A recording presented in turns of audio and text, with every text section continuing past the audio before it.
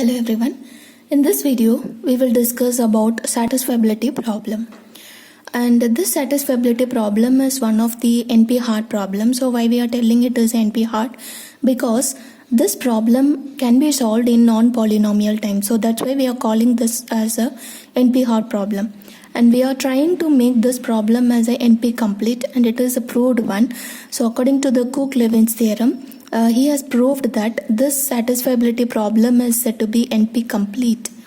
So what do you mean by NP-complete? So in addition to the NP-hard problem, so if you have the non-deterministic algorithm and that algorithm can be executed in polynomial time, we can call such problem as a NP-complete problem.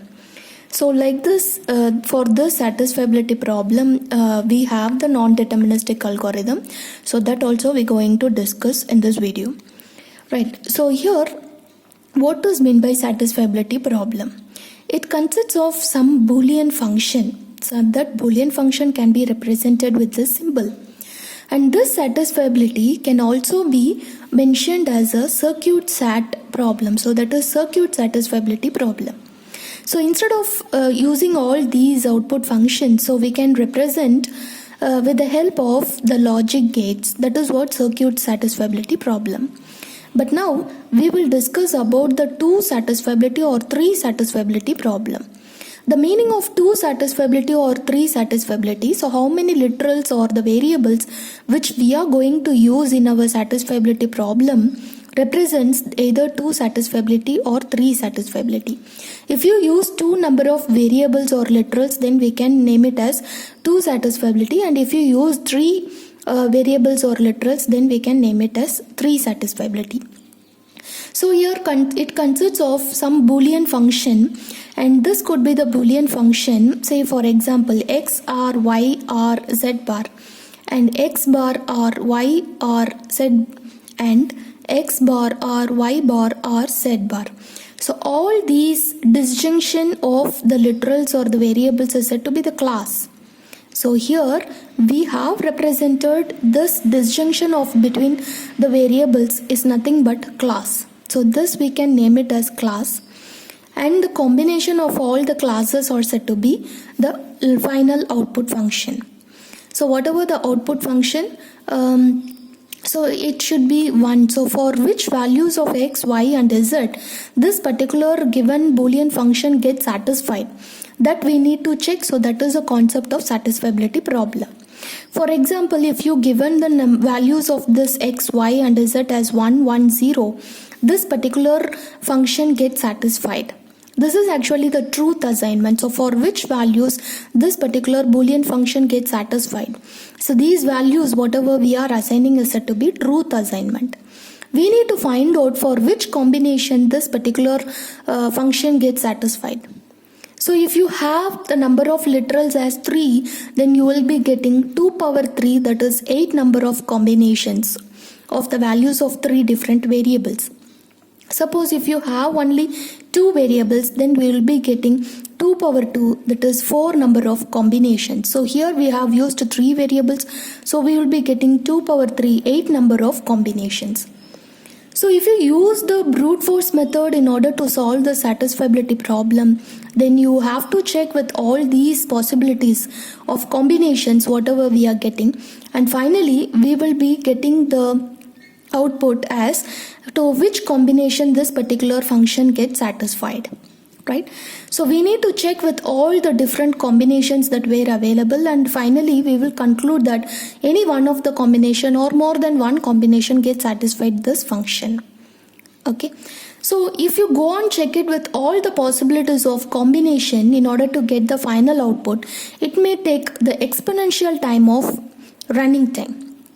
It may take exponential time of performing that algorithm or executing that algorithm. So that is what we are calling the satisfiability problem as NP-hard problem, which does not have the deterministic algorithm in order to solve it in polynomial time. So we are calling this kind of problem as a NP-hard problem. So though it is a hard problem, and that were executed in non-polynomial time. So that is what NP-hard. So when can we call this problem as a NP complete? If you have the non-deterministic algorithm to solve the satisfiability problem, and that too this algorithm can be executed in polynomial time, then we can say this problem is said to be NP complete.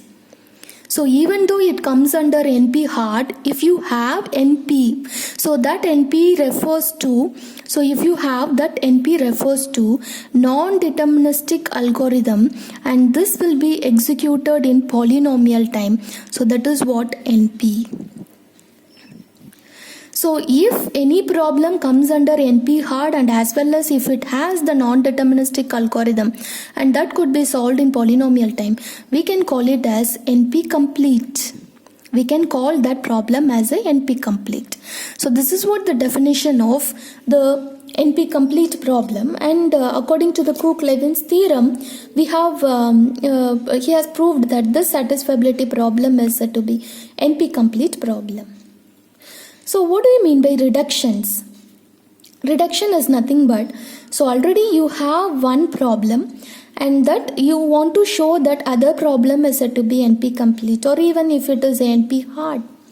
If you want to show the other problem as NP hard, then we can able to reduce from other NP hard problem to the other problem that we are trying to make it as NP hard or NP complete. So if you want to convert from NP complete, so already a well-known NP complete problem, you are just considering it as a base problem and you're going to convert into other problem. So which we are trying to make the other problem as either NP hard or NP complete. So in both the cases, we are performing this reduction technique. We want to perform this reduction technique. And that too, this reduction process should be done in polynomial time. So whatever the process that you are carrying over for performing this reduction, so it should be done in polynomial time. Say for example, if there is one problem, let it be L, and if you want to reduce in polynomial time to another problem, L1. Okay, so already we know that L is a well-known complete NP complete problem, or even if it is an NP hard problem, and if you're trying to reduce with another problem, and it here this also said to be NP hard or NP complete. So that is what reducing reducing from one problem to another problem in polynomial time. Suppose if you are taking this as a base problem and you are trying to reduce to some other problem, it is also possible. So here we will be getting one transitive relation called L will be reduced to L2. So here we have the reduction from L to L1 and again from L1 to L2. We can directly reduce from L to L2. This is also possible, and we can name this relation is said to be transitive relation. This kind of relation is said to be transitive relation. So this is what we are performing this reduction. Suppose specifically if you want to reduce from NP hard to NP hard, right? So other problem that we are trying to make it as a NP hard problem, then we have to find the relationship between the two problems. So whichever the problem you are just taking as a base problem and which other problem you want to show it as a NP hard problem, you have to find out the relationship between these two problems. So what could be the similarities between these two problems? You need to find out. Suppose if you are taking the base problem as a satisfiability problem and you are taking some other problem like knapsack problem, so what could be the similarities in between these two problems? So in that way we need to find out the relationship between these two problems. Or else we can also term it as association between these two problems, right? So if you want to reduce from this problem to another problem, so one thing you need to find out, that is the relationship. So that is what we will discuss it next. Okay, so before that we will discuss what could be the non-deterministic algorithm for satisfiability. Because if you want to solve the satisfiability problem, if you follow the brute force method, so as I said, it will take 2 power n as the running time, where n is the input size. So how many number of elements you are giving it as input. So till that, based on that, your running time will belongs to exponential time. So it could be exponential time algorithm. So in order to reduce this running time, so we want to execute this problem in polynomial time, we are going with this non-deterministic algorithm. So already we have the deterministic algorithm, and with that we have solved the satisfiability problem, but it takes 2 power n as the running time, which is nothing but exponential time. We want to execute in polynomial time, so we are going with this non-deterministic algorithm. What is the non-deterministic? The generic structure of the non-deterministic algorithm for any problem, it consists of 3 functions. So one is choice, so next one is failure, and next one is success. So what is this choice? Choice is the method or the function which will perform the result. It will return the result. But what is the actual operation which we are doing in this choice method? We don't know that. So all the statements that were not uniquely defined in this choice, that is what non-deterministic algorithm. We don't know how we are performing, how we are getting the result. And this failure and this success are the 2 signals which is used to represent either the successful termination or unsuccessful termination of that algorithm. So coming to this non-deterministic algorithm, so we have the first step, that is algorithm evaluation, E of n. Determine whether the propositional formula E is satisfiable. So here we want to check whether the given expression, whether the given Boolean expression is the satisfiable or not, for which combination of the values it will be satisfied, so that we need to check. So formula E is satisfiable. The variables are x1, x2, xn. So we can go up to xn. So it is not necessary to have only 3 variables. So you can also get more number of variables. So here we are using for loop for I equal to 1 to n do xi equal to choice of false comma true. So it is the choice method. So it is the generic method that we have to use whenever you are working with non-deterministic algorithm. And this particular method, it will return the result as either false or true. For whichever the value of I, so if you take it as x1, it will return as either false or true. Any one of the result will be returned over here. So based on the values whatever you are getting from this choice function, so again you are just doing some comparison. E of x1 to xn, then success. If you are receiving the true value for all the variables xi, then we are returning the result as success. Otherwise, else failure, which means the unsuccessful termination. So this unsuccessful termination does not mean that this particular algorithm will not work for some set of input.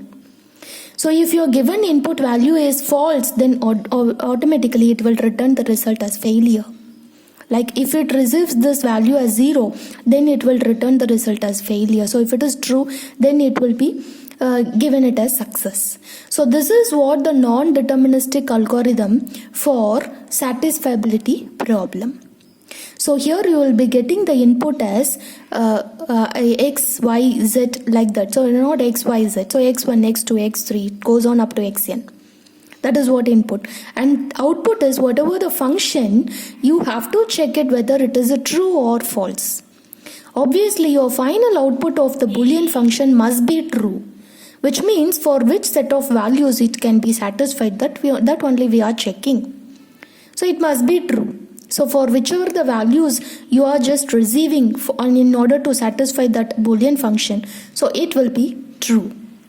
So this is what the non-deterministic, and this algorithm will runs in O of n times, because we have used this for loop here and this will be executed up to n. So O of n is the running time of this algorithm, non-deterministic algorithm, in order to solve the satisfiability problem. Thank you.